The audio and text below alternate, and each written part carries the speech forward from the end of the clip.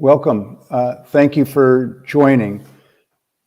My name is George Perkovich. I'm a Vice President for Studies at the Carnegie Endowment. It's my pleasure to introduce tonight's session, East Coast time, and morning session in Asia, and late afternoon in California, where Brad Roberts is. As China's overall power has grown and its leadership has become more assertive in power projection, people who think and worry about arms racing and crisis instability have concluded that it's important to assess under what conditions China would be interested in exploring arms control. When it was revealed last year that China's building hundreds of new silos that could house ICBMs, and that China's nuclear arsenal is likely to double in size relatively soon, this interest became more acute. Yet neither the United States nor anyone else has suggested in any plausibly attractive way what sorts of measures they have in mind and how it would be in China's interest to consider adopting them. Japan is pivotal to this conversation in many ways. A key ally of the United States, a powerful democratic neighbor of China, a country with formidable dual-use technological capabilities. Cooperation from Japan, or the opposite, could encourage or discourage the United States and China entering onto a diplomatic pathway to consider arms control. Yet it would be unreasonable to expect Japanese experts and officials to have clear proposals on these issues when neither Washington nor Beijing does.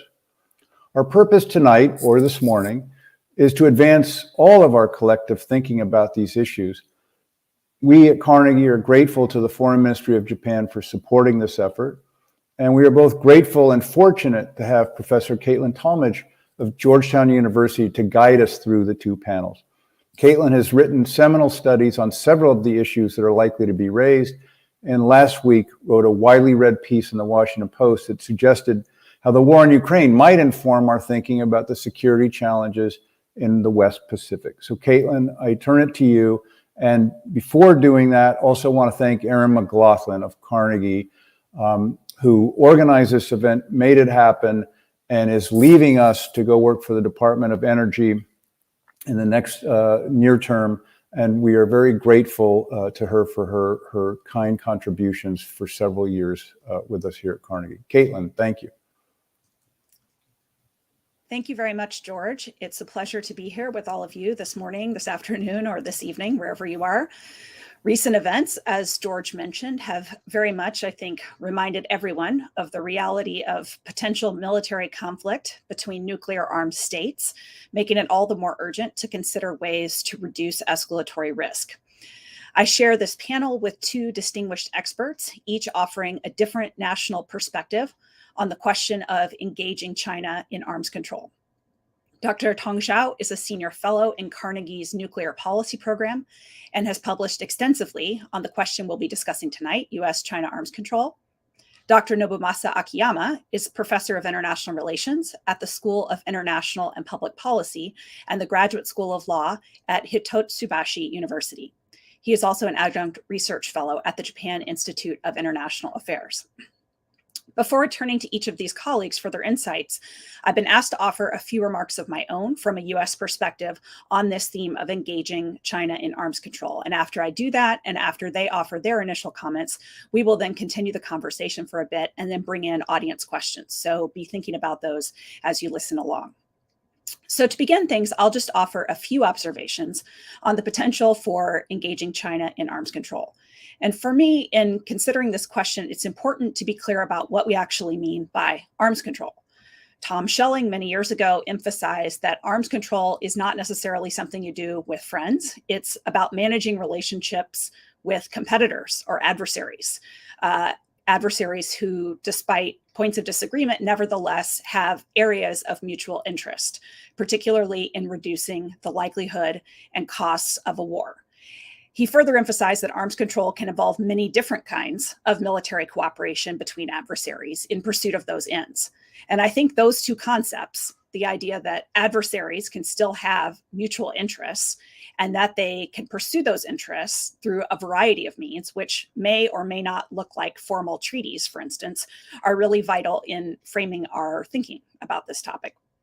To me, the key question, given the overall state of the US-China relationship and the world right now, frankly, is where is there low-hanging fruit? Where are the areas where the US and China most clearly have some mutual interests in reducing the likelihood and costs of war? And what are some creative ways in which they could work together to advance those interests? I think it's also important to just have a tiny bit of historical perspective here and step back and realize that, the United States and the Soviets were engaged in fierce nuclear competition for almost 30 years before they signed major binding treaties limiting offensive weapons and strategic defenses. And so I think we're a long way from that with China, and I don't think that should be the goal when we hear the term arms control at this stage. I think that's not realistic. Rather, we should be considering means that, frankly, are perhaps less ambitious, but more doable, and ones that would be welcomed rather than greeted with alarm by US friends and allies, notably Japan. So one measure that I think is low-hanging fruit of the type I've mentioned would be to improve crisis communication, particularly between political leaders. Do we currently have adequate, reliable, robust channels for political leaders to communicate in the event of a military crisis between the United States and China? What can be done to strengthen the existing channels, both military and political? Because those could be very important in preventing or limiting inadvertent escalation. Correcting misperceptions, communicating trusted information in moments of tension, forestalling miscalculation. And I think that is very clearly a mutual interest between the two countries. Another measure that could be useful would be official dialogues with China on nuclear policy and strategic risk reduction to include representatives of the PLA. And those could provide a forum in which to discuss, not necessarily immediately resolve, but to discuss some of the harder issues. For instance, what does China actually consider to be the most important areas of concern with respect to the United States and strategic stability? We obviously have some guesses, and we'll probably hear more about that this evening. Things like conventional long-range strike, strategic defenses, the mutual vulnerability question. I think for the US, the greatest areas of concern are with respect to Chinese conventional modernization and behavior in the region, its large land-based missile force, and the motives behind its recent and very rapid nuclear modernization. And I'm not sure that there will be, resolution of the toughest issues through dialogue, but it could be productive to discuss. Such discussions might also help develop common understandings and expectations about strategic stability. For example, what are the most important escalation thresholds for each side, especially as conventional and nuclear domains become increasingly blurred? What norms are important to both countries with respect to the military uses of space? What are the pros and cons of launch on warning? It might be possible to build at least some mutual understanding of these topics that could be a common area of interest. In addition, I think that the large asymmetry in nuclear forces between the United States and China means that the United States should also consider some unilateral measures that do not require China to give up anything or commit to anything, and that should not alarm US allies. For example, the United States could invite Chinese officials and experts to learn more about the inspection and verification regimes for US-Russian arms control, perhaps by attending a mock inspection. It could share with China detailed information about the missile and space launch notification regime and launch data exchanges that it does with Russia under New START. Again, those would be small steps, but they could be steps in the right direction and could be built upon if successful. All that being said, as a closing point, I think that the US should also communicate to China that China does have interests in the US-Russian strategic arms control framework persisting and surviving, because that regime caps US and Russian strategic nuclear arsenals at levels much lower than they would otherwise be, and gives China lots of information that it wouldn't otherwise have about those arsenals, the two largest strategic arsenals in the world. And yet that arms control regime, the US-Russian arms control regime, is unlikely to be politically sustainable in the US over the long term without Chinese participation in some form. And so China, I think, has an interest in somehow plugging into that process unless it really wants to see it collapse, in which case China would be faced with a three-way unconstrained arms race that it is starting from behind. And I think that's not in China's interest, and it's not in anyone's interest. So hopefully we'll talk about these and other ideas this evening. With those remarks, I now turn it over to Tom. Thank you so much, Caitlin. That's a lot of great insights. I very much agree with you. And I would just say that the Ukraine war highlights the urgency to stabilize U.S.-China relationship, including their military and security relations. I think people recognize that Russia's GDP even smaller than China's Guangdong province, and the U.S.-China rivalry is no less than the U.S.-Russia rivalry. So the potential for something to go wrong and potential consequences of a future U.S.-China conflict could be much greater than what we are witnessing today in Europe. So I think this war presents a renewed opportunity for US and China to engage. I think US should redouble its engagement with China on arms control issues, not as a pressure, not in the form of pressure, but as a positive effort, as part of a greater plan to stabilize and improve the bilateral relationship in a post-Ukraine war world. I think what is badly needed today is some mutual strategic reassurance from both sides. And in this regard, it would be good for the US to consider, acknowledge mutual nuclear vulnerability with China.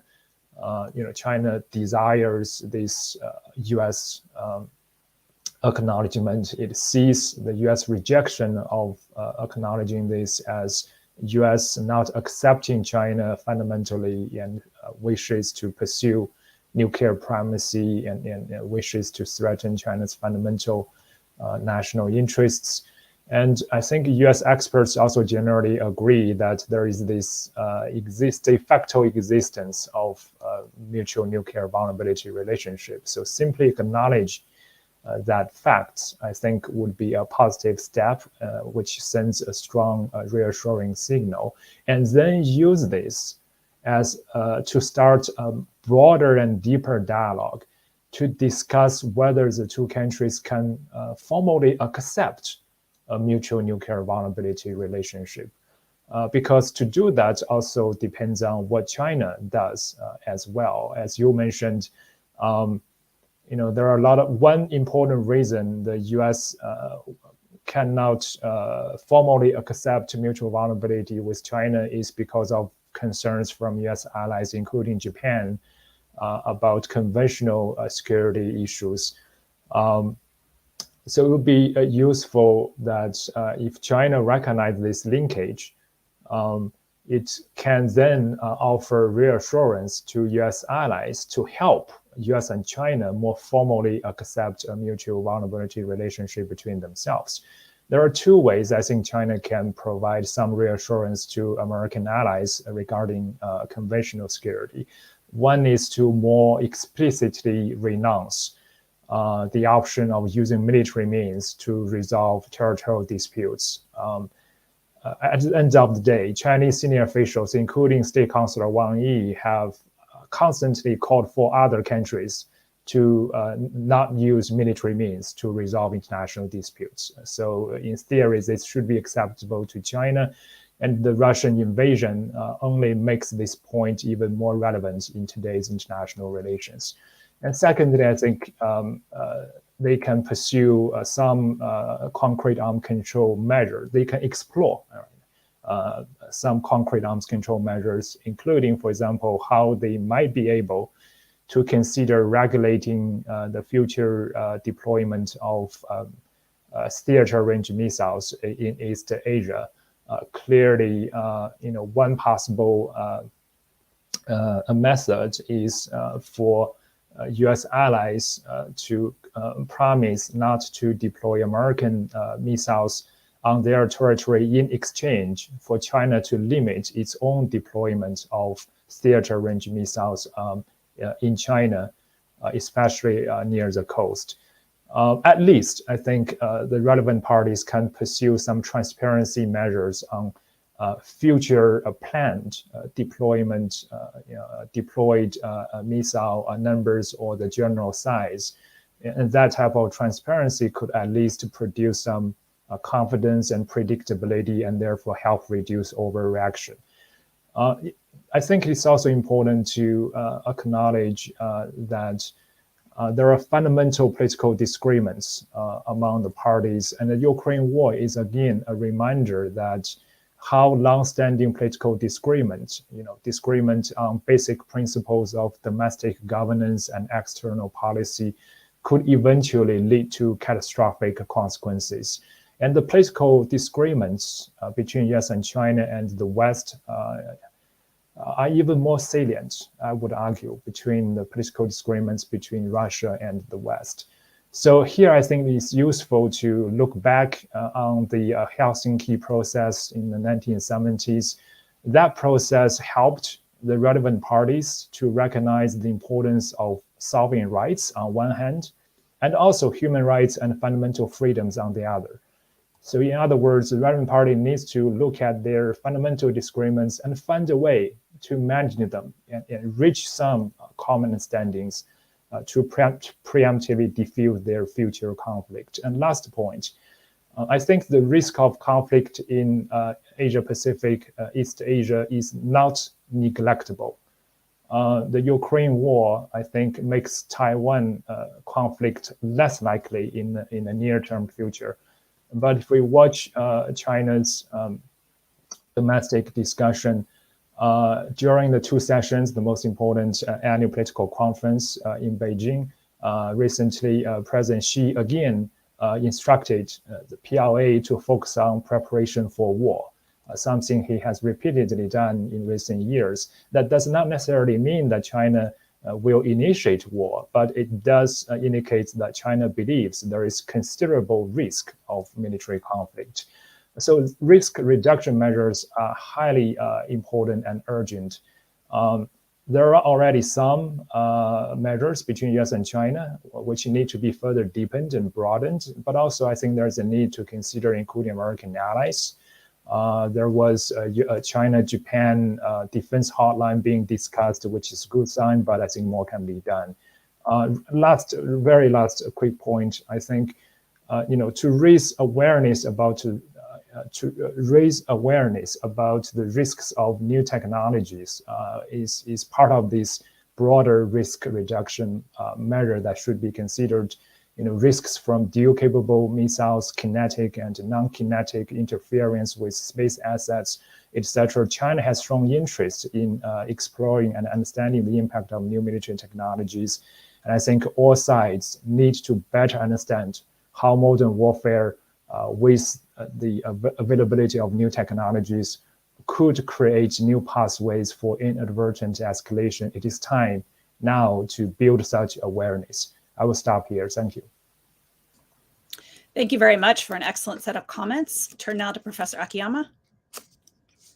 Right. Thank you very much. I'm great honor to participate in such a great the panel. In fact, Caitlin and Tonsao have already spoken most of what I would like to raise as the kind of issues for the discussion. So I probably at this moment what I'm going to do is to add the Japanese perspectives on the how the U.S.-China arms control dialogue should be like. Obviously, the war in Ukraine had a great impact on the debate on Japan's security policy, particularly on the nuclear issues. And maybe I'm going to touch upon this issue later if I have time. But at this moment, I would like to say that personally, even though the impact of Ukraine crisis on the discussion is enormous, but still, the big picture of the arms control issues in the Pacific has not significantly changed. But the issue is that somewhat some issues which has been underaddressed are highlighted with the crisis in Ukraine.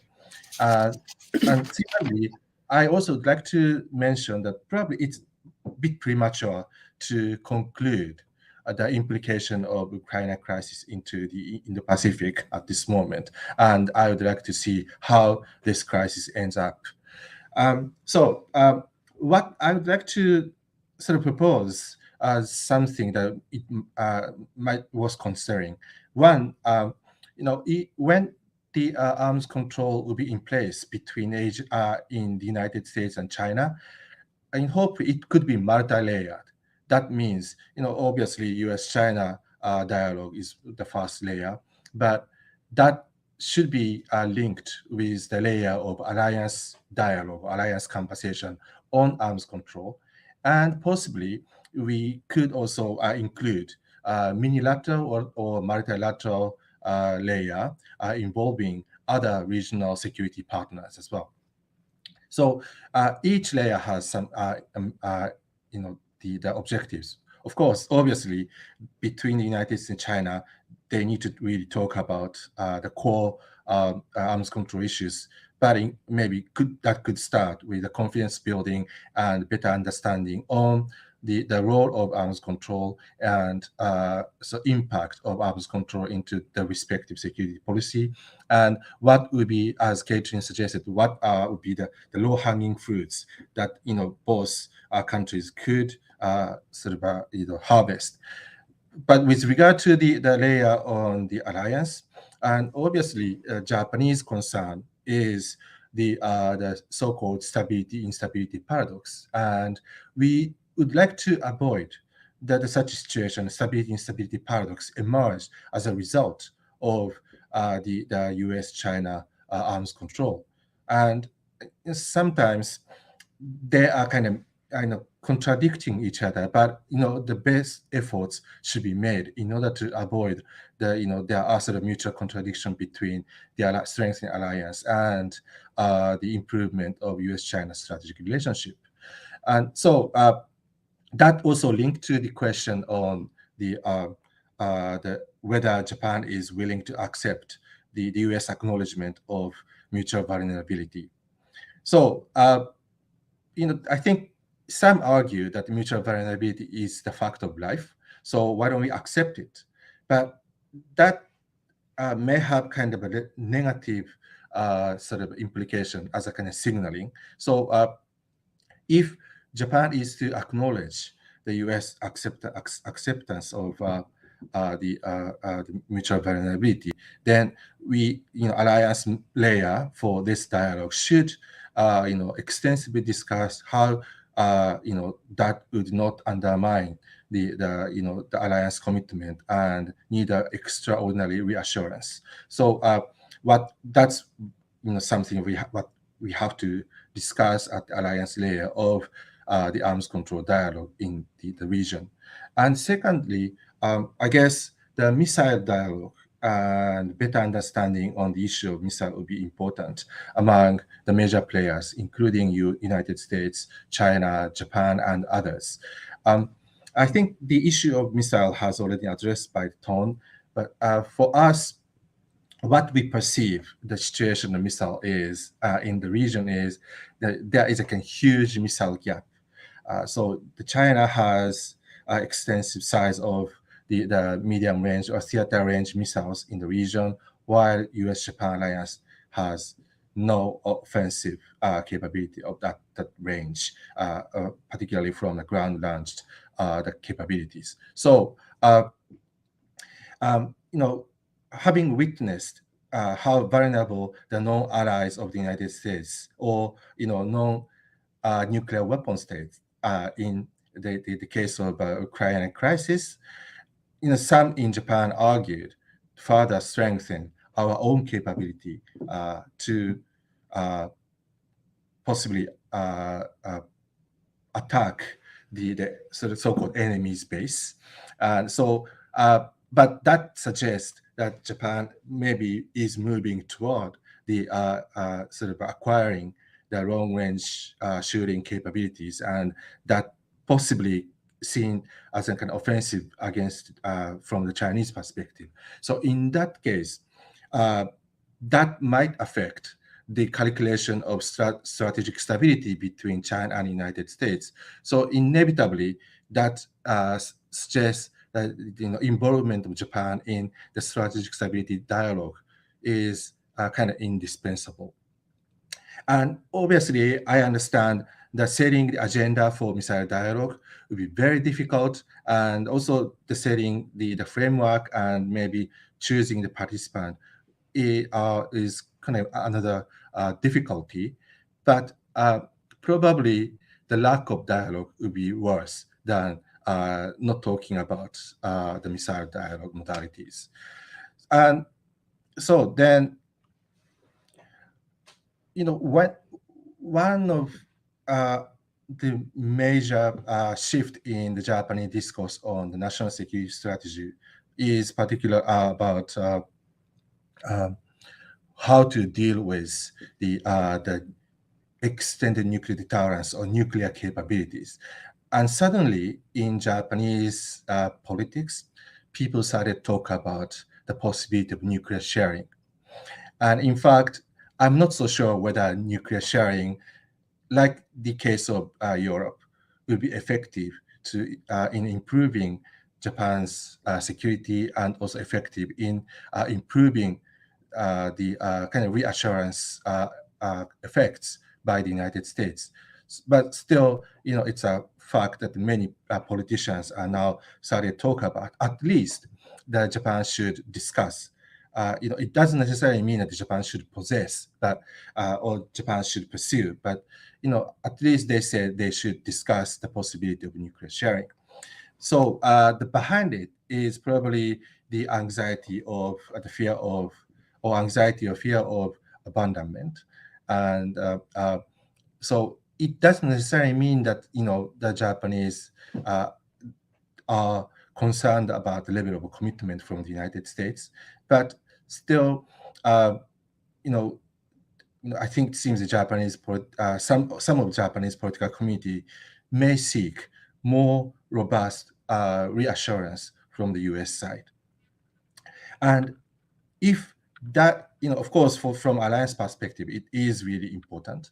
But when we think about the arms control in the region, possibly that is something that we have to also discuss, not only with the United States, but with other stakeholders, including China. So I think, if we are going to engage in the dialogue, maybe first agenda is, what kind of issues we should address, missile gap questions, the role of Japan, particularly as Tom suggested, that, the sort of, and also Caitlin said, the boundary of conventional nuclear weapons are getting lower and lower. So threshold, when the threshold is low, inevitably Japan's role is increased. So, what will be the role of non-nuclear allies in the strategic stability? That is something that we should start our dialogue. And lastly, I also like to emphasize one thing about Taiwan. We in Japan, several opinion polls are conducted, and I think almost all opinion poll concluded that around 80% of respondents expressed a concern that Ukraine crisis may have some impact on Taiwan, and so that is probably a concern over the possibility, the change of status quo by force. So I maybe would like to kind of pitch in this question, how we are going to make reassurance vis-a-vis Taiwan, at the same time, how we are going to sort of agree with China on sort of the principle that the status quo shouldn't be changed by force. So I stop here and I'm looking forward to discussion. Thank you very much. Thank you very much, Nobu. Fantastic comments as well. Before I reply with a couple of questions and comments of my own, I wanted to remind everybody who is following along and listening that you can post your questions in the chat, and they will be fed to us in just a few minutes so that we can have our panelists address whatever's on your mind. So please do type in some questions for us so that we can get to the Q&A portion of our discussion. Just going back to a couple of the comments that my co-panelists made, I think there's a lot of food for thought here. I particularly want to express agreement with a point that Tong raised about the importance of bringing the technology piece into this discussion. And I think, I mentioned space briefly, but he brought up, space as well, and dual capable missiles. Hypersonics is another area where I think, bringing those into the discussion could be fruitful, because it's an area where, again, I think there's doable work, because there has been very little in the arms control domain with respect to those new technologies. And yet they also may be very, very important from the perspective of stability. So I just want to second that point, as well as Nobu's point about the importance of bringing non-nuclear allies into the arms control conversation. I think it's really interesting. I've been thinking about the 1970s as well, Tong, and in thinking about the the process that originally led to the INF treaty, U.S. non-nuclear allies in NATO were very important for working that treaty out. They were really pivotal to the process of decision making in the Carter administration. And so I think Nobu's point is very well taken, that Japan and other allies as well would be vital to that conversation. I do have a couple of questions, if you don't mind, that I would just like to push back on a little bit. Some of the, not push back, but just push for more analysis, because what you said was so rich, to both of you.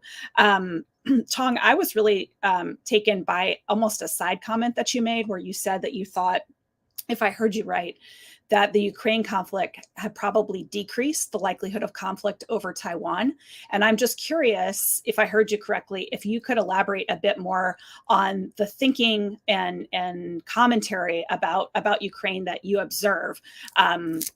Is it being looked at, for instance, through the strategic stability lens in China, the way I think is becoming an important part of the discussion in the United States? So I'm curious if you would comment on that. And for Nobu, I had a question as well. You, I think, had some very interesting comments on mutual vulnerability, and I think we're going to talk about that in the second panel as well. If I'm understanding you right, you're basically saying mutual vulnerability is not an absolute no-go, but if the United States were to acknowledge mutual vulnerability, there would need to be some very strong and specific assurances to Japan and to other non-nuclear allies. And then when I was listening to you, it sounded like, as far as the nature of those reassurances, they would probably not include nuclear sharing. Does that mean that the nature of the assurances is certain conventional capabilities? Can you say any more, or tell us just kind of what your thinking might be? What things should be studied on that question, if we're really drilling down and saying what makes this doable from a Japanese perspective? Because we know that is an important issue for our Chinese counterparts. And whoever wants to go first can go first. Anybody want to jump in? I can, take the question on Taiwan and Sure. U.S.-China stability.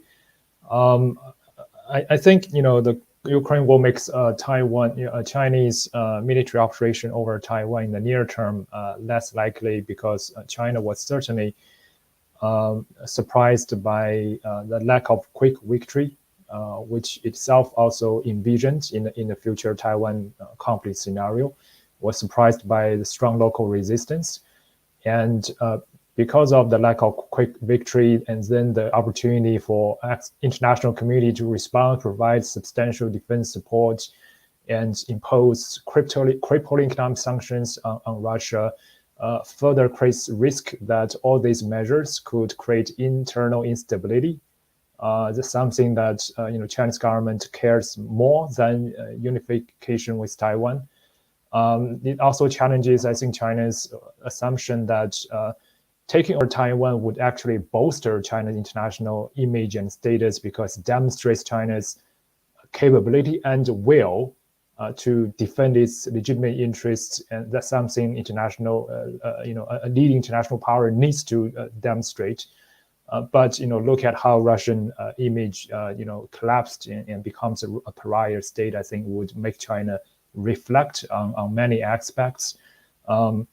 But I think it would also deepen China's overall concern about United States and Western countries, because China perceives what the Western countries are doing in the Ukraine war is really to use not only various military means, but also information warfare, psychological operations, economic sanctions to comprehensively strangle Russia in a very unfair manner from the mainstream Chinese perspective. And China must fear that similar tactics could be repeated to China in the future potential confrontation or even showdown.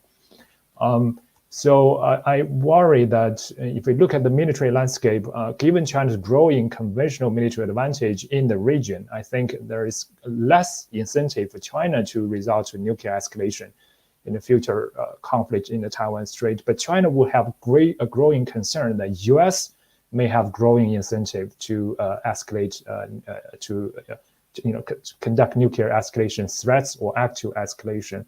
And that would motivate China to be more interested in pursuing escalation management capabilities.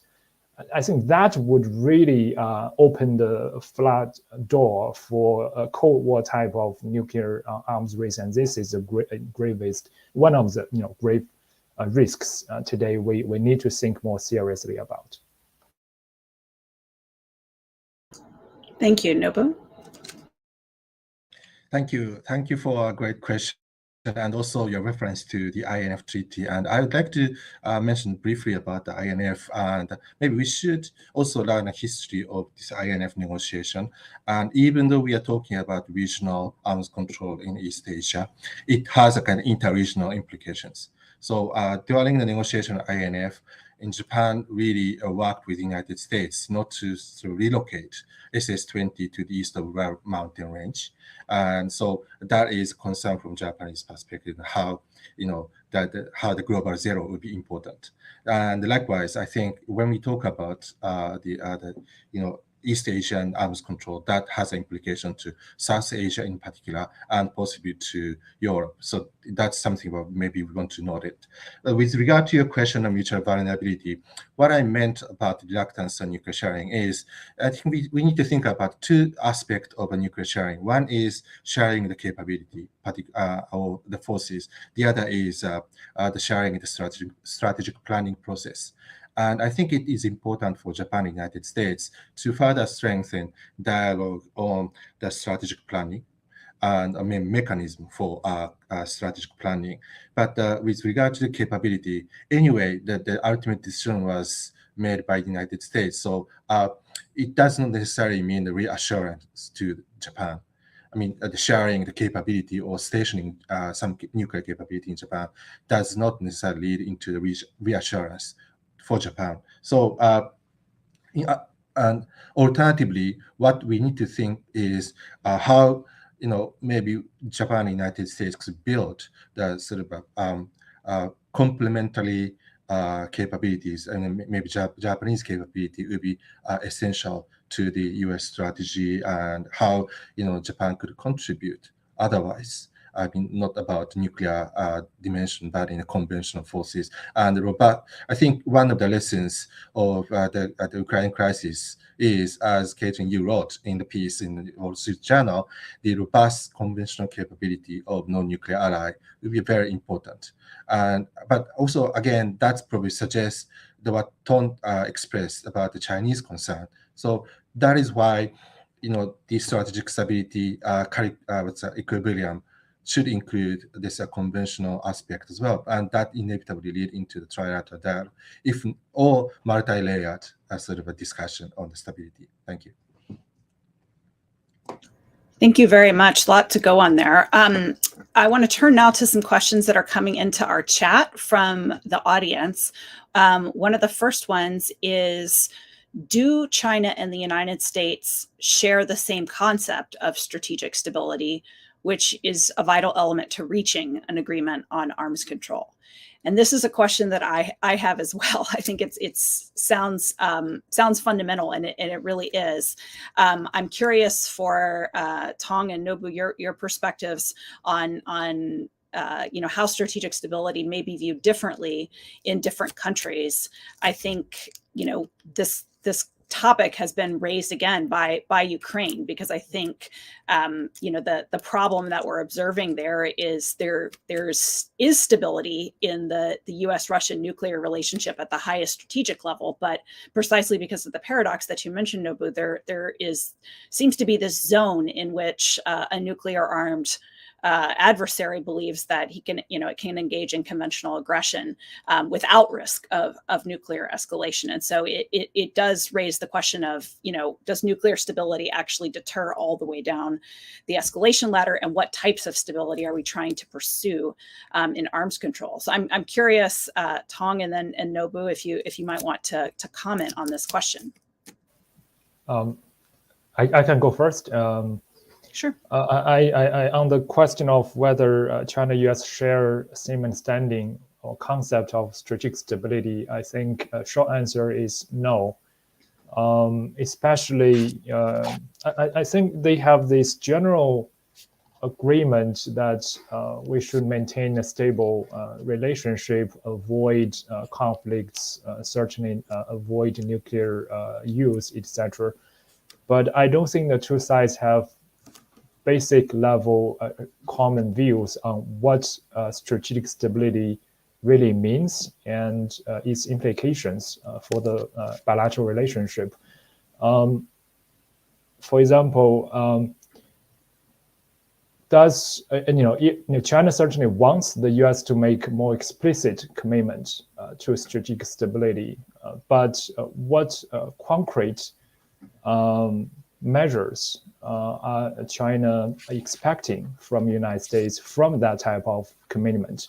If the U.S. makes a commitment to that regard, is China then expect the United States from violating or threatening China's so-called core national interests? Because China could read American commitment to strategic stability as indicating that U.S. accepts China as an equal partner at the international stage. U.S. accepts peaceful coexistence with China, and the U.S. renounces challenging China's core national interests. But China's core national interests are very broadly defined. So is China going to expect U.S. stop criticizing China on human rights, on reported domestic suppression, on other issues? Is China going to expect the U.S. not providing defense support to its allies at the conventional military level? What does strategic stability mean is not clear at all. And what type of reassurance is China expecting? Is China only wanting some rhetorical commitment, like a declaratory policy, or China actually wants to see U.S. efforts to cut down its strategic military capabilities? And if so, to what level and how much?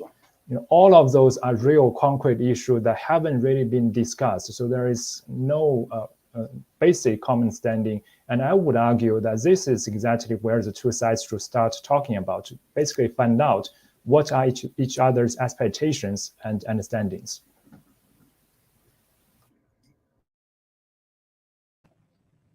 Oh, thank you. I think I don't have any too much add to the Ton's analysis. I agree with you that there is no kind of common understanding of strategic stability. And furthermore, maybe the definition of strategic will be so different.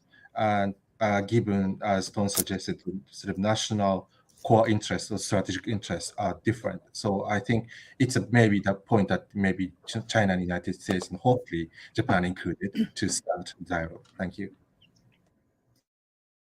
Thank you very much. We have another question that has come in from Decker Eveleth on South Korea's conventional capabilities. He asks, does South Korea's growing conventional capabilities, including SLBM, submarine-launched ballistic missiles, substantially complicate regional arms control efforts? And I think this is an important question. It goes back to the points that have already been raised about dual capable missiles in general. The fact that there are just more and more examples where, we used to think of SLBMs as being purely nuclear. Now, there are these, the possibility of these conventional SLBMs, as another example of this blurring between the conventional and nuclear domain. And of course, South Korea has legitimate security needs to deal with North Korea. So, and the US, of course, to maintain its commitment to South Korea. We've already kind of seen some of those difficult dynamics for the United States play out previously over THAAD and other issues. So I'm curious how you would answer his question if you think the growth in South Korean conventional capabilities complicates this, the prospect of arms control. And I'll just add, it kind of relates to a point that Nobu raised earlier, which is, as Japan may feel pressure to develop more conventional capabilities, it raises the same sorts of questions. I can briefly make a comment. I think there is a risk that China could interpret this as a long-term South Korean effort to develop some virtual nuclear capability.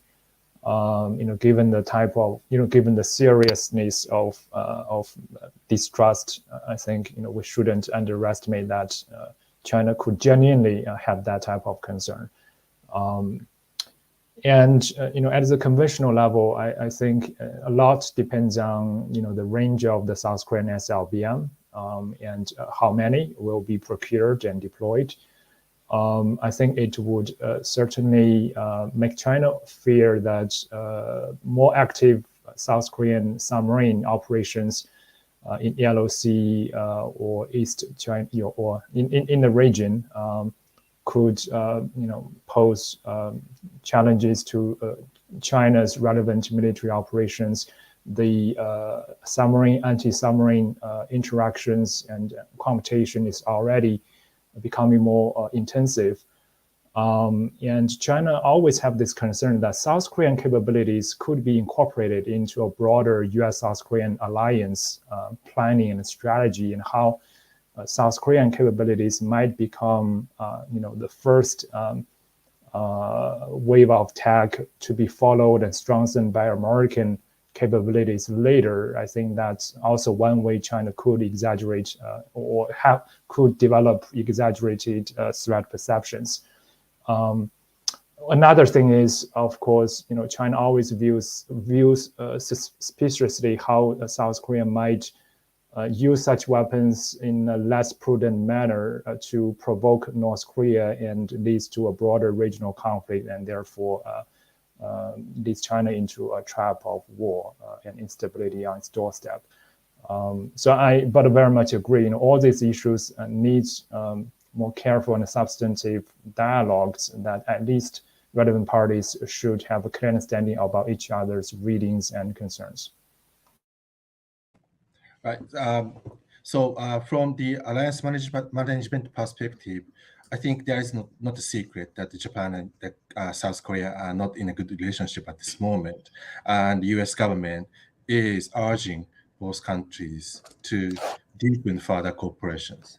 And I think the relief for China is that this kind of rather rocky relationship between Japan and two Asian allies of the United States. But once we are able to establish more effective coordination and cooperation in defense vis-a-vis our common adversaries, then I think that's going to be a big trouble for China.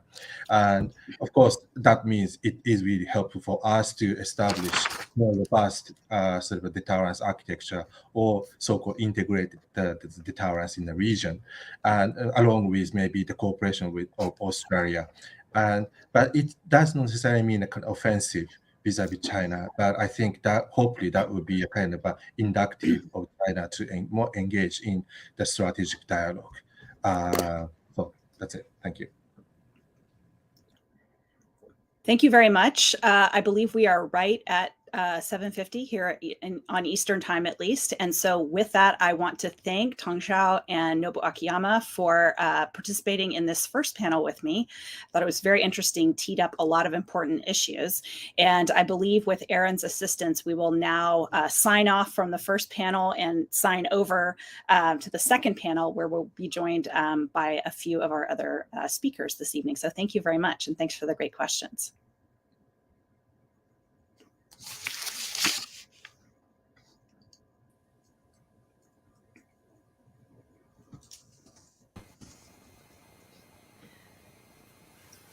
I believe we have everyone here. So Aaron, with your permission, I'm going to go ahead and begin with our second panel. We welcome to this second panel this evening or this morning, 3 senior experts, each with great depth of experience and knowledge in the topics we were just discussing. Quite a few of the things we were just discussing, in fact, I know are subjects of expertise among our 3 guests. We have, first of all, Brad Roberts. He is the director of the Center for Global Security Research at Lawrence Livermore National Laboratory. And from 2009 to 2013, he was Deputy Assistant Secretary of Defense for Nuclear and Missile Defense Policy at the Pentagon. We have, secondly with us, Nobushige Takamiza, who is a professor in the Graduate School of Public Policy at the University of Tokyo, and he served as ambassador of Japan to the Conference on Disarmament in Geneva from December 2016 to January 2020. Sadly, General Yunzo Yao is not able to join us this evening due to unforeseen circumstances, but we are very grateful to be joined by our colleague Li Ben in her stead. A physicist by training, Li Ben is professor of international relations at Tsinghua University and was part of China's delegation to the CTBT negotiations in 1996.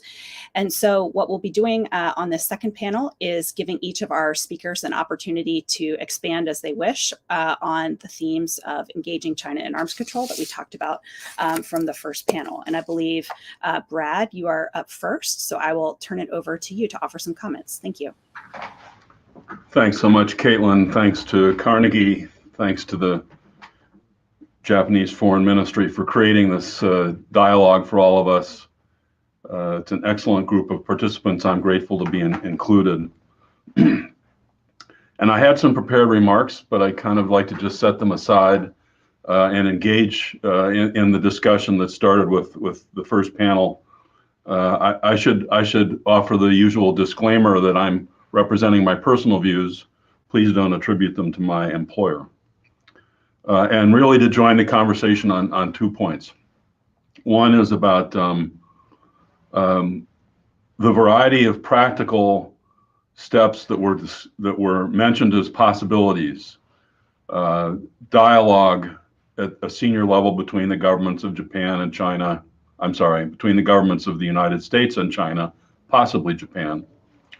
On strategic matters, confidence and security building measures, strategic reassurance campaigns. This sounds like deja vu all over again to me. I was part of an administration that tried all of those things and didn't have much to show for it in the end. That may be because we were ineffective and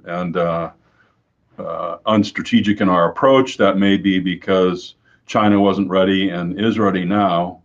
But there is a lot of water under this bridge of trying to create the dialogue necessary from an American perspective to secure our mutual long-term interests in a stable strategic relationship. And I was encouraged by what Tong Xiao had to say about the possibility that the Russian aggression and the war in Ukraine might tip things in a new direction, and that we might find a more cooperative and conciliatory foundation in both Beijing and Washington for another run at this problem set. And I completely agree with Nobu Akiyama that Japan would have to be party to that in some significant way, whether directly or indirectly. So I think keeping that experience in mind We talk a lot about the Cold War experience and building confidence and security and dialogue and a step-by-step process leading to, from very broad measures of arms control to very specific measures of arms control. Well, there's a history in the US-China relationship too that we should bear in mind. The second topic I'd like to join is the discussion of mutual vulnerability. And what the choices are here for the United States and what the interests are that are at play. And my thinking has shifted on this, and I'm an advocate of making such a decision. And let me parse the issue in the following way. Does mutual vulnerability exist in the strategic military relationship between China and the United States? Of course. Does the United States acknowledge? Partially. We've said all along in our missile defense policy that it's not about the large-scale strikes of which China is capable. That's not quite the same thing as saying we accept mutual vulnerability. Do we acknowledge it? So does it exist? Do we accept it? Do we acknowledge it? No, we don't acknowledge it. For some, this is a simple question of why can't we just recognize reality? There's virtue in recognizing reality. For some, there's a separate question, which is in our Cold War experience, we accepted mutual vulnerability with the Soviet Union when we realized that we had a mutual interest in survivable, in assured retaliation. That difficult moment in the American strategic debate in the early to mid 1960s, when what was called the delicate balance, we understood was seen as delicate from both sides, and that there was a risk that the Soviet Union might, in time of crisis and war, feel the pressure to use or lose its nuclear weapons, and we didn't want them to feel that pressure. It was in our interest that the Soviet Union perceived assured retaliation even under the significant American first strike. That's a harder thing for us to accept. But is it in America's interest? Is it in Japan's interest that China not feel pressure to strike first in a mounting nuclear crisis? I believe it is. And I believe we should say so. Now, unlike Tong Zhao, I think the assurance value, the reassurance value of such a declaration in Beijing is pretty modest. It might have been substantial at the time that the United States withdrew from the ABM treaty, but we have let this question sit unanswered for 20 plus years. And Beijing understands what the political answer is to the question is we don't accept as a body politic. And I think the government in Beijing would recognize that a policy shift by the United States in this direction, well, might just change with the next change of administrations. That the underlying reality is America is uncertain about what to do about this. And moreover, it would seem from the intended design of the Chinese strategic military posture that it has decided where America's strategic intentions lie. I don't see much possibility of changing these assessments in Beijing. I see some value over time, potential reassurance value in possible successor generation interest in this matter in China. But that's not the primary value to the United States or to the US-Japan alliance. Reassurance of Beijing is not the primary value to the United States or the US-Japan alliance of acknowledging mutual vulnerability. The primary value is in having a guidepost for strategic competition. We have no good answer to the question, are you competing for supremacy? You, the United States, are you competing for supremacy? Are you competing to be second to none? Are you even competing? People say we should be more competitive. Well, how and where?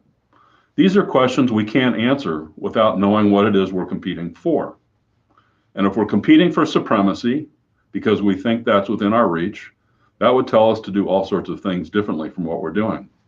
If we're competing for a situation of mutual vulnerability to ensure it's maintained, then we have something specific to compete for in the way of missile defense, offense, defense, balance, theater strike, etc. So I see the benefit of making this decision about mutual vulnerability as falling principally to the United States and the US-Japan alliance as a guide to competition over the long term, and the reassurance benefit to Beijing, unfortunately, less substantial, but I acknowledge there's some. I think I've run out of my time, so let me hope I've added some content to those two lines of discussion. Thanks again, Caitlin. Thank you for those very provocative comments. I'm sure we will come back to them. I'll turn now to Ambassador Takamiza for his comments. Yeah, thank you for giving me an opportunity to talk about a very important issue. And so let me first talk about the importance of the US and the alliance and partners coordination and understanding of the current situation. I think that's most important. And Professor Akiyama talked about the nuclear sharing, NATO-type nuclear sharing. But what I believe is important is what is meant by NATO nuclear sharing. And it says that the basis of unity and cohesion among the allies. And secondly, it will be the determination to bear the political burden and operational risks, and also decision-making role, and military and political tools and so forth. So I think what is really needed in the region is that US certainly lacks a kind of a very robust alliance relationship with regard to the nuclear deterrence, which hasn't been discussed in detail and on a multilateral basis, and including the domestically, including the political leaders and so forth. So if we are beginning to talk about the something between US and China, or including Japan or other allies, I think we need to establish really a good basis on the US and allies part, that what we will be talking about. I think that's the most important point.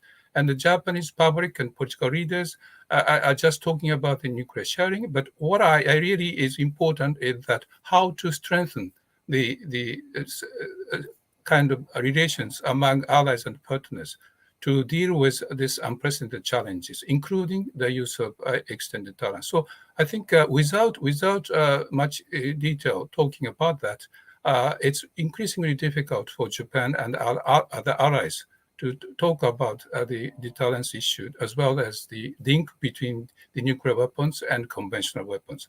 I think common assessment or understanding differences of assessment will be very important to begin with. That's the first point. And I believe that nuclear sharing is not sharing the nuclear weapons. So it's really clear. So I think that just focusing on how to enhance deterrence is the most important point here. And second, with regard to the kind of discussions between US-China and the China and US-Japan, or Japan and China, or on a bilateral basis, or in the multilateral context, such as the NPT review process, I think we have to recognize the very differences about the technical terms, such as the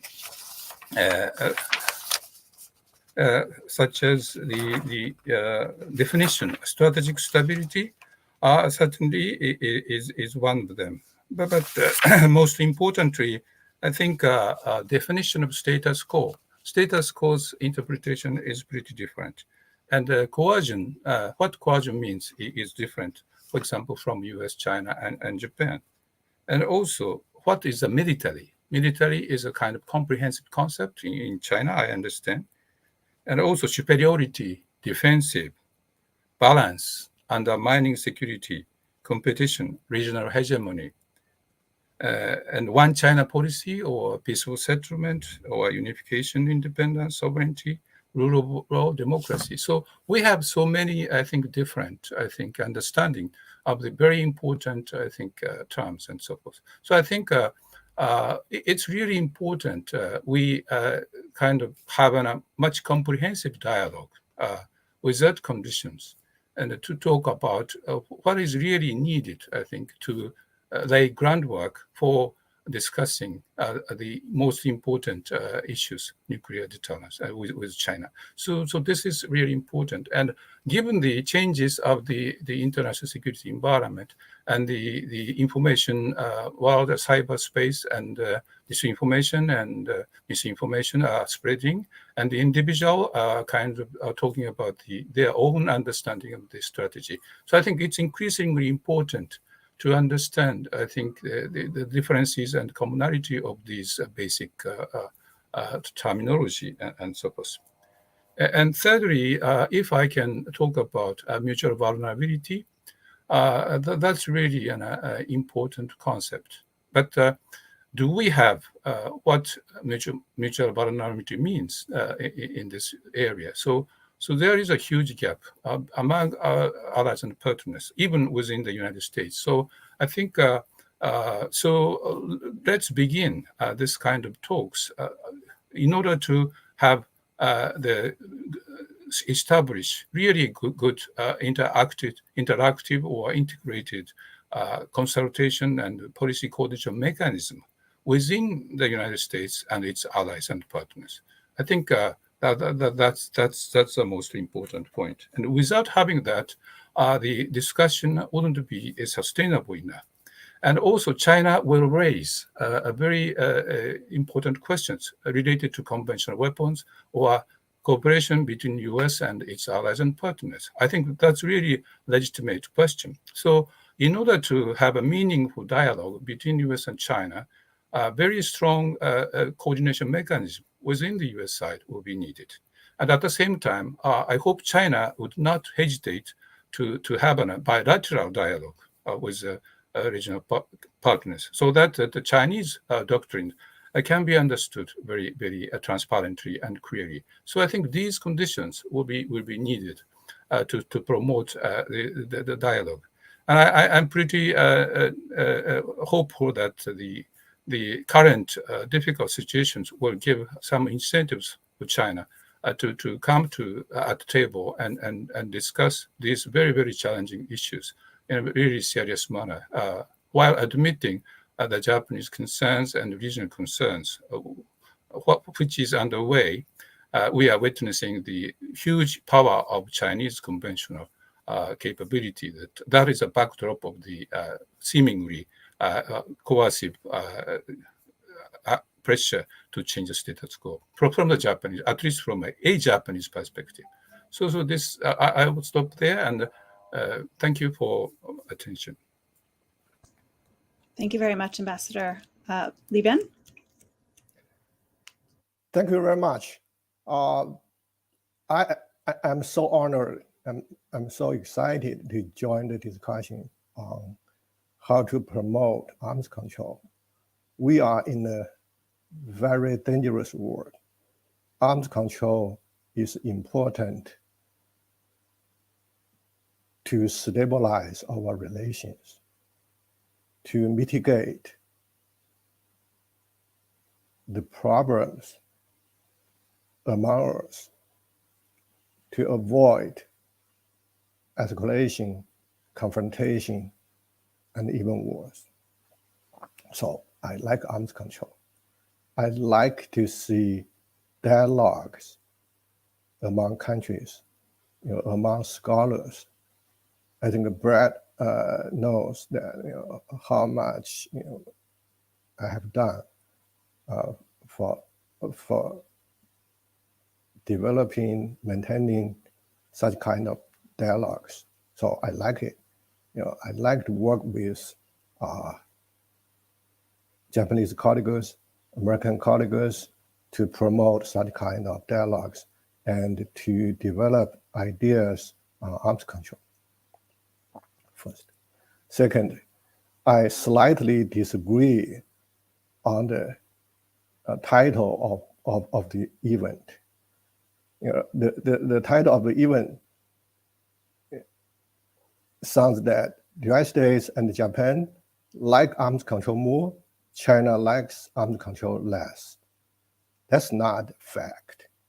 Let me use the nuclear weapon ban treaty as an example.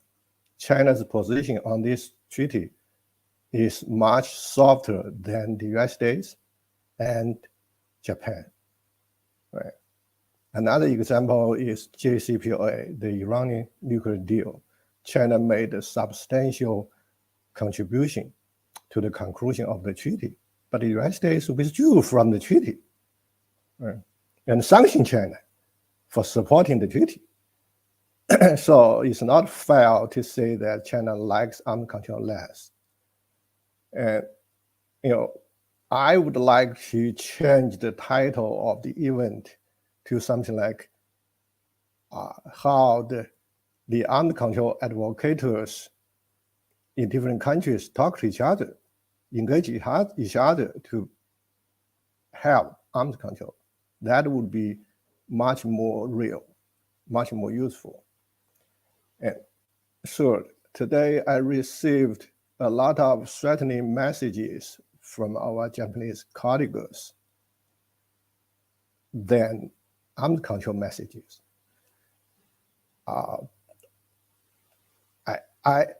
My understanding is that this may not be the positions of my Japanese colleagues, but this may be the position of the Japanese Foreign Ministry. That's fine. That's fine. That suggests that we need dialogues. Hostage messages do not help, but we need to clarify the suspicions, worries by dialogues. So that again suggests that we need more dialogues. And I'd like to say a few words about Taiwan. I did not prepare to talk about that, to talk about Taiwan, to talk about Ukraine. But when people or governments talk about sovereignty of Ukraine, security of Ukraine, I believe that we should respect that. When you talk about that, try to respect China's sovereignty, China's security. So I understand from today's dialogue so far, I understand that some government, some people still want to invade, offend China's sovereignty on Taiwan. We want to defend China's sovereignty on Taiwan. So this is something very fundamental.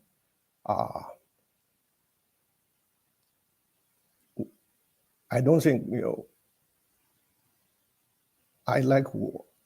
I like confrontation, but I don't think myself or people around me would yield to other government, other militaries when they want to invade our sovereignty. So that's a very serious problem beside arms control. That's not part of arms control, but that is the reason we need arms control. But lastly, let me slightly discuss how we can promote arms control. The US-Russian model of arms control does not apply to the situation of US-China relation. According to the US-Russian nuclear arms control principle, accounting rule, China does not have a nuclear weapon. So you cannot ask China to reduce its nuclear arsenal from 0, right? So we need some new ideas. And I agree with Ambassador Taka Mizawa that we need to develop some understandings and ideas about terminology. And we need some ideas to understand how we can better use the tool of arms control to promote our mutual security. We need to make more effort. I'd like to join that effort. Thank you very much. Great, thank you very much for an excellent round of comments. I wanted to remind everybody who's listening along that the chat is open for questions. We have quite a few that have come up, and so I'll turn to those in just a minute. But before I do, I was hoping that I could ask just a couple more, or raise just a couple more points that have come out of this very rich discussion. I wanted to go back to Brad's very provocative comments on the idea of the United States accepting mutual vulnerability. And this is, I think, a really important idea. And Brad, you make the case for doing it on the grounds of really of US interests, not on the grounds of doing it as a confidence building measure, although that could be a bonus. You had a very interesting comment where you said that you thought that the concept of mutual vulnerability could provide a guidepost for strategic competition. And I'm wondering if you could just, you elaborated on it a bit, but you were finishing your comments. And I'm wondering if you could talk a bit more about what the concept of mutual vulnerability might mean for the way that the United States shapes its nuclear posture or its declaratory policy, and what some of the implications of that might be for regional stability in East Asia, with respect to China, with respect to Japan. And then perhaps if our colleagues want to chime in on that would be great. But I'd be interested to hear more from you about that, Brad.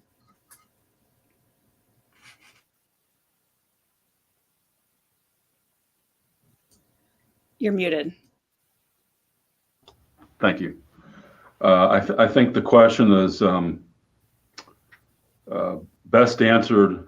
Well, I think there are implications for the nuclear posture design, for extended nuclear deterrence, for counterspace and cyberspace. But I think the guts of the matter are about conventional strike and missile defense and their combination. And when we, the United States, are designing the defense of the homeland, we say we want it to be big enough to stay ahead of the rogue states, but not so big as to threaten the large-scale strikes of which China and Russia are capable, and thus the stability of deterrence. But in combination with a lot of conventional preemptive strike capability, we might well gain the capability to negate the small-scale strikes that China has heretofore contemplated as its response to being struck first. I'm an advocate of missile defense, but I'm not an advocate of a combined offense-defense posture that strips China of its confidence in its nuclear in assured retaliation. I mean, I could elaborate at great length, but in the interest of time, let me just stop there and say it's this core capacity to deny assured retaliation that might come with offensive, with non-nuclear strike and missile defense in combination. Thank you for that. I don't know if Li Bin or Ambassador, if you want to jump in on this. I mean, I think it does get back to this question that was raised in the first panel as well about the stability and instability paradox. And if in the event that you actually had more strategic nuclear stability, which I think is the gist of what Brad is getting at, if that raises concerns about conventional instability or stability at those lower levels of conflict. If you want to chime in on it, feel free. Otherwise, we can go to Q&A. Yeah. for one point that I remember that when I was engaged in the strategic talks with China in the 1990s, and we talked about DF-21, and which has just a range of the India or Japan only. So we asked it to kind of stop that, and the Chinese side just laughed. And when Japan began to kind of build a missile defense system, and Chinese side said that it is decreasing our deterrent capability. So what does that mean to Japan? So I think if we focus on the missile defense talks or the missile gap discussion, I think it's really important. But what is much more important is that both sides need to share the planning process. I mean, the ideas, and U.S. I think interim national security strategic guidance is a kind of interim. So allies and partners and US, China and others can see that kind of document. So I think if we are able to conduct bilateral discussions on the doctrines and the policies, as well as a kind of making their strategy making process a kind of interim, much more transparent to the countries in the region, I think that will be of help that to talk about these issues, including what mutual vulnerability means, or what Chinese, I think, concerns are really real and present. So that's the point I'd like to say. Just thank you. Let me very quickly talk about mutual vulnerability.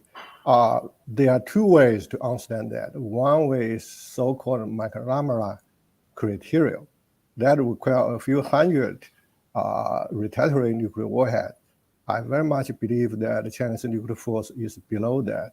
So according to that standard, China need to significantly increase the size of its nuclear force. But I don't think China has been on that track. A second way is that our rivals believe that China has the capability. China has enough retaliatory capability. So we could make the judgment according to the response of our rivals. If our rivals say, no, China does not have that capability, then China needs to increase. So these are two ways to do the calculation. Thank you. Thank you very much for that round of follow-up comments. I want to turn now to the Q&A in our last few moments here. We have a question that just came in that I think is an important one on the subject of arms control, given the politics of this issue in the United States. And the question is, would China accept informal or political agreement, maybe executive agreement of arms control with the United States that does not involve ratification of Congress? Would anyone want to comment on that? I don't think that the ratification of Congress is an important element in the Chinese consideration. It's all about the content of the arms control. That's very helpful. Does anyone else want to chime in? Because we do have more questions. Okay. Another question that came in was that people often look at the Cold War for lessons on confidence building measures with respect to the US-China relationship. What other eras or historical data points are important to examine in addition to the Cold War? And Brad, you alluded to this in your initial comments that we actually have quite a record of US-China dialogues on these issues, which a number of people involved this evening have direct experience with. So if you or others would like to comment on the lessons from that or from other periods that you think are relevant, our audience would like to know. So I'll comment a little bit on my experience in this regard with a brief indirectly relevant story. That's that I was a part of the Obama administration's efforts to build confidence and security building measures in Europe on missile defense. And we made many proposals. The Russians made many proposals. And a year later, they had rejected all of the U.S. proposals and withdrawn all of their own. And a few years later, I bumped into one of my Russian colleagues in an informal setting and said, so why did you not only reject our proposals, but your own proposals for confidence and security building measure? His answer, you Americans already have too much of both. confidence and security. When China or Russia worry about being victimized by a stronger power, it's not in their interest that that power feel more confident, more secure, and less fearful until and if they have the military means to protect themselves in case that larger power becomes troublesome to them. So we Westerners have sought confidence and security building measures. I mean, we Americans in these two strategic relationships, Russia and China, and it's been a bit of a dialogue of the deaf. They've been telling us they're not interested. Now, maybe there are some in China who will argue that as China grows stronger militarily and more confident, and the relationship with America becomes more competitive militarily, then this will change. And they will have interests and we will have interests. But we in my view, we're not there yet. Let me explain a little bit of my personal observation, my personal experience. In the last few decades, every time when the Chinese side is ready to move forward, to have better cooperation with the United States on arms control, then the United States would sell some weapons to Taiwan or pose some new sanctions on PLA. And the timing is always very accurate to destroy possible development in the cooperation. So my experience is that the U.S. domestic politics is something we have to worry. We need to carefully worry about that. Caitlin, may I add one more point on this in follow-up to Li Bin, and that's that I would go one step further and say that the United States has generally done, including the administration in which I served, has done a better job of explaining why Chinese military restraint is in our interest than in explaining why it's in China's interest. We make the case that it would address various threats to our security, but we don't make a very effective case for how it can advance China's security. And instead, we've resorted often to coercive strategies to try to get China to the table, which if we were in China's shoes, we would find offensive and reject.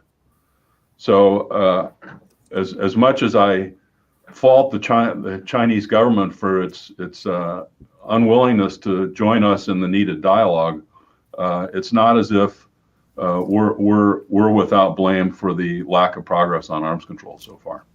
Thank you for letting me blurt. Of course. Ambassador, do you have any final thoughts on this that you want to chime in?